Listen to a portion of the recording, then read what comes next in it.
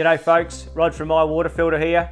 What we've got is the instructions for the gold carb, okay? So when you get the box for the gold carb, lift the gold carb out. In the bottom of the gold carb box is the instructions. There's also the non-return valve and the ball valve. So make sure that when you take the big gold carb out of the box, that you do empty it properly and you do get all the components out from underneath, all right? Because they're sitting right on the bottom. Now, these instructions are quite brief, okay? We've made a bit of a video for you to help you along, that sort of thing. But the reason the instructions are brief is that when it's installed, the water's just got to be connected to it, all right? There's 3 steps to a gold carb. Strap it to the wall, connect up the water pipes, and make sure that it's sitting on a decent footing, all right? The gold carb weighs about 40 kilos when it's new and empty, but when you fill it up, that thing's up well over 100 kilos. So just a garden slab, it's okay if you've got a bit of compacted dirt underneath it, all right? If you've got pavers, something like that, I'd much rather see a garden slab sat on top of the pavers or something like that, that can't move around or anything like that. You've got a good stable base.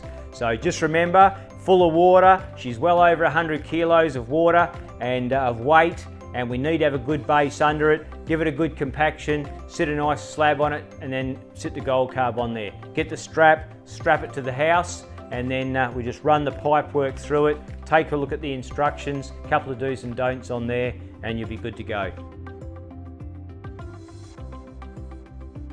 And what I want to just touch on here is the tap, the ball valve, turning the water supply on and off to the gold carb water filter, okay? And as you can see set up here, this is exactly what we've got. Just a simple ball valve, and as the water's coming in, it's coming up to the system and coming up to the setup, no matter what parts you're putting with it, we'd always run it through a ball valve or a tap to turn the water on and off. You might want to turn it off to service the system, to change the pre-filter, whatever it might be, okay?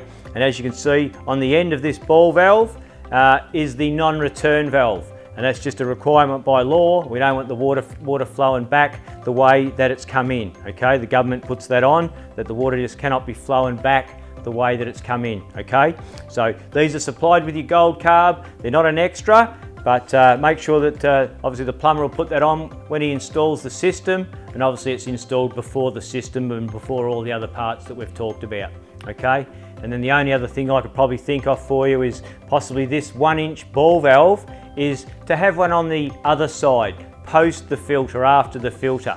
When you do have devices like this on your home, there's nothing better than just being able to switch it off on 2 sides of the system, so you can totally isolate the system and change your cartridge, do whatever you might want to do, and then just turn the water back on when you're finished and you're good to go, okay?